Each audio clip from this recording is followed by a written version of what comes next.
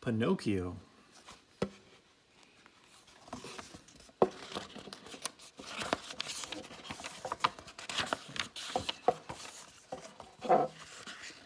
Kindly old Geppetto stood at his workbench and carved on a puppet that looked just like a real boy. He sang as he worked, and little Figaro, his cat, played with the chips as they fell from his knife. Jiminy Cricket chirped merrily on the hearth, and the goldfish Cleo swam around and around in her bowl. "There," said Geppetto, as he held up the puppet. "You're finished." He held the strings and danced the little wooden boy across the floor. "How I wish you were a real live boy," he said. "What fun we would have, you and Figaro and Cleo and I." "What about me?" asked a small voice. "Couldn't I have fun too?" "Oh, Jiminy Cricket, of course you could have fun too," laughed Geppetto. "You could go everywhere with him to keep him out of trouble. What shall we call him, Pinocchio?" "Little wooden-headed Pinocchio." "A dandy name, Pinocchio," cried Jiminy Cricket. He jumped from the floor to the workbench. "A dandy name." At that moment, all the clocks in the house started to strike. Old Geppetto looked up. "It's 9 o'clock," he said. "Time for sleep."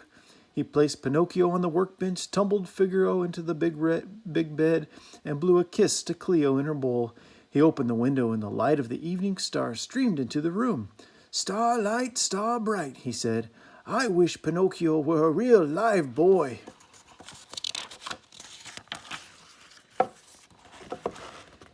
He looked once more at the merry little puppet, then settled down in his bed. In a moment he was snoring.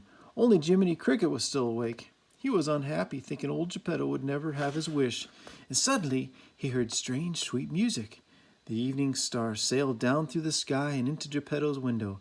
The cottage was filled with dazzling light, and there stood a lovely fairy princess, all dressed in blue.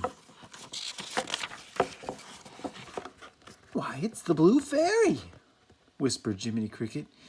"Geppetto will get his wish this time, or my name isn't Jiminy Cricket." The Blue Fairy flew to the workbench where little wooden Pinocchio sat, and said, "Awake, Pinocchio, and live. To you the gift of life I give. Be good and bring Geppetto joy, and grow to be a real live boy." You could imagine Geppetto's face the next morning when he found Pinocchio running around. "I'm dreaming. You can't be alive.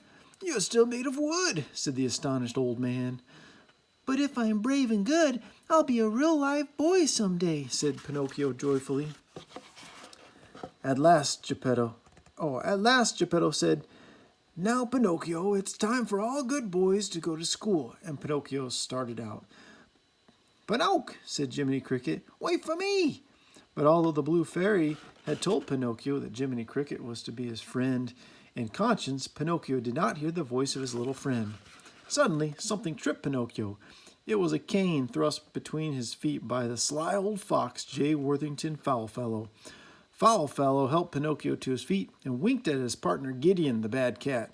"Aha, Pinocchio," began Foulfellow. "You were going a little too fast, and in the wrong direction. Now I have a plan for you. Come!" "But I'm on my way to school," said Pinocchio. "To school? Nonsense," said Foulfellow. "I have a much better plan." The three of them set off, arm in arm, and Jiminy Cricket came panting along behind. Soon they came to a great coach. The two scoundrels took from their wicked-looking coachman a large bag. They had sold Pinocchio for gold. Then they went along laughing. Jiminy was frightened, but he hopped bravely aboard just as the coach drove off. The coach was pulled by 6 sad little donkeys. It was filled with boys of all sizes and ages, a noisy, rowdy lot. Pinocchio made friends with the leader, a loud boy named Lampwick. But Jiminy sadly hid in a corner. He knew this was not good.